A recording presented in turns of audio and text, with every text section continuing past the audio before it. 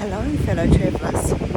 Well, this is day 2 of crossing the Indian Ocean, and as you can see it's a little bit different from yesterday. The weather has slightly closed in. We're currently 18.6 knots, which is about 34 kilometres an hour, and it is drizzle.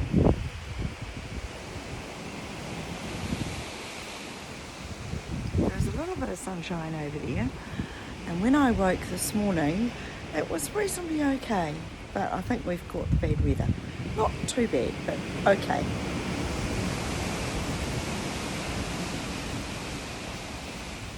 We're not rocking and rolling like we were a few days ago, so that's a plus.